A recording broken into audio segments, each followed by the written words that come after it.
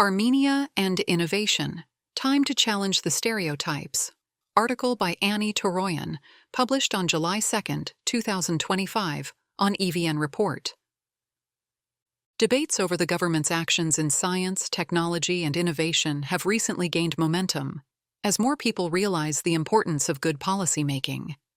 However, the prevailing public discourse often relies on cliched assumptions, which I call stereotypes in this article, that directly or indirectly, intentionally or not, influence the government's actions and lead them towards less favorable outcomes. The problem with these stereotypes is that while they may hold true under specific conditions, those conditions are rarely present.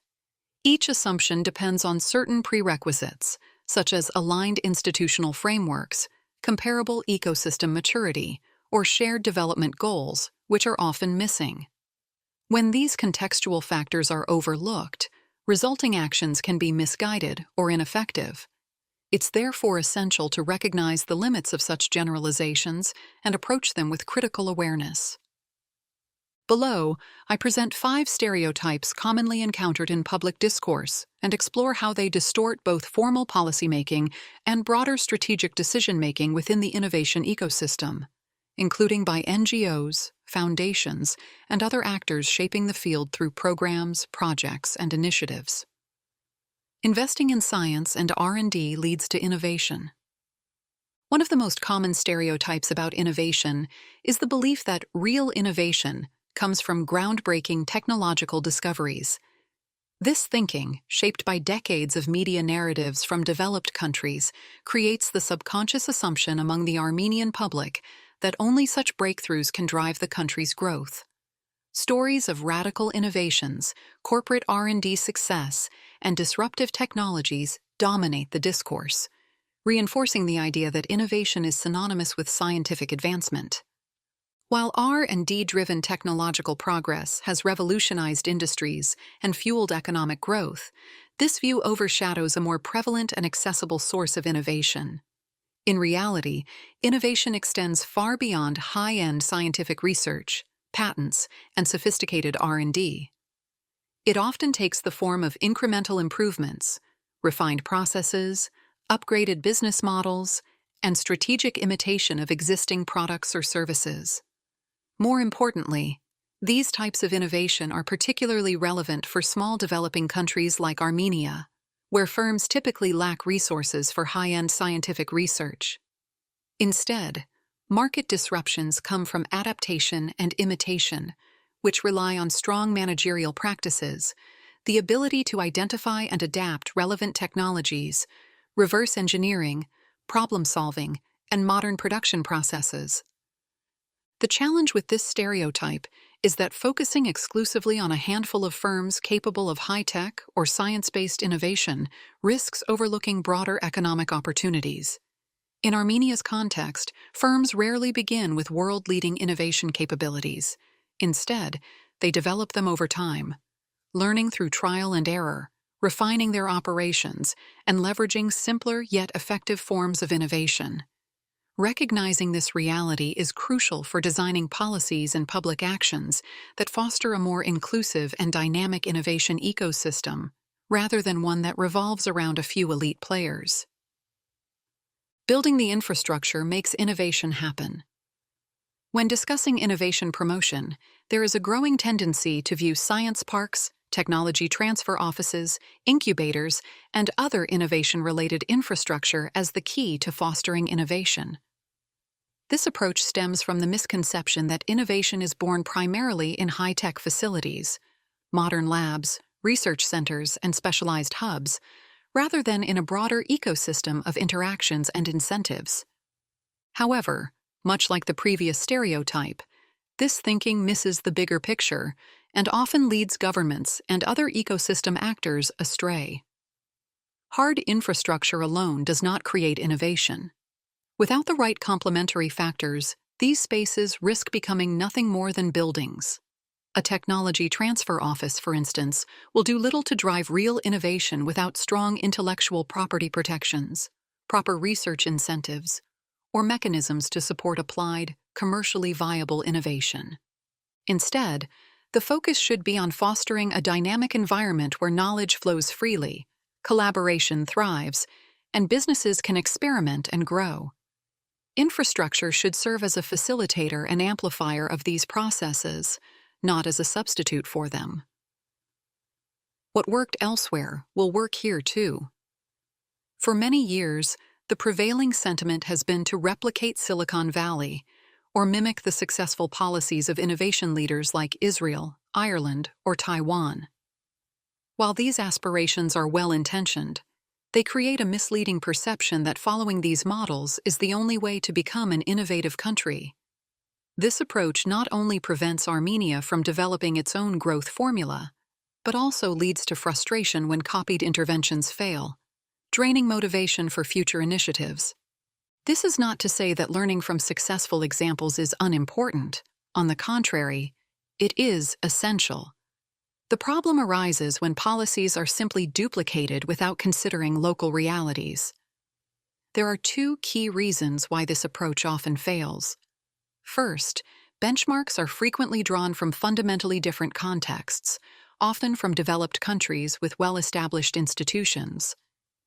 Even when comparisons are made with more similar economies, there is little recognition that their institutions have evolved organically, shaped by local conditions. Second, solutions are often applied without thoroughly analyzing the underlying problems they were designed to address. This lack of careful adaptation increases the risk of poorly designed interventions that do not produce meaningful results. The local market is small. Think global. This stereotype is especially common in entrepreneurial and startup circles. On the surface, it makes sense. Armenian startups have better chances of scaling by entering global markets rather than relying on the country's small local market. This belief is reinforced by a handful of successful Armenian tech companies that have gained traction in the US, Europe, or other international markets. However, these cases are the exception, not the norm. We often hear about their successes, but rarely the challenges they faced, the losses they incurred, or the difficulties of navigating unknown markets. For a business to succeed, it must deeply understand its customers and their needs in order to offer a relevant and competitive solution. Entering global markets requires not only a product-market fit, but also knowledge of consumer behavior, competition, and operational challenges. Factors that are complex even for generic consumer goods that might appear universally applicable. In reality, the best way to develop this understanding is by solving problems that founders are already familiar with, which typically come from their local markets. This is not about choosing between starting local or going global. Some businesses, especially in digital tech, may not have a viable market in Armenia at all. For example, a B2B AI software company or a specialized SaaS product might have no relevant customers locally, making a global-first approach more reasonable. The real issue is the overestimation of global expansion at the expense of addressing pressing local challenges. Entrepreneurs should focus on solving real consumer problems, many of which are more immediate and visible locally, instead of chasing international markets from the outset. The prevailing belief that Armenian startups must prioritize global markets risks limiting opportunities rather than creating them, as it often distracts from addressing real local challenges. We had a strong scientific foundation in Soviet times, so we should build on it. Armenia's Soviet-era scientific heritage is undeniable. However, constantly romanticizing it risks creating misplaced priorities and hindering the development of a modern, globally competitive innovation ecosystem. By repeatedly referencing a system that once existed, we risk reinforcing outdated approaches rather than fostering forward-looking reforms. While Soviet Armenia produced world-class research in fields like physics, engineering, and mathematics, its scientific system operated on principles that contradict those of modern innovation-driven economies. It was highly centralized, state-funded, largely isolated within closed institutions, and designed primarily to serve the strategic goals of the Soviet Union. This system lacked key mechanisms such as commercialization pathways, industry collaboration, and entrepreneurial innovation, all critical components in today's knowledge economies, where research translates into competitive, market-driven products and services. Frequent references to Soviet-era achievements create a false sense of direction for both the public and policymakers. Instead of drawing lessons from modern innovation ecosystems, decision-makers risk unconsciously prioritizing top-down, research-heavy approaches while neglecting industry partnerships, market-driven R&D, and private sector engagement. Moving beyond nostalgia toward a system that actively encourages collaboration, entrepreneurship, and applied innovation is the only way to align Armenia's scientific potential with modern global realities. Conclusion. Public discourse plays a powerful role in shaping how we think as a society, and through many channels, it influences the kind of country we end up building.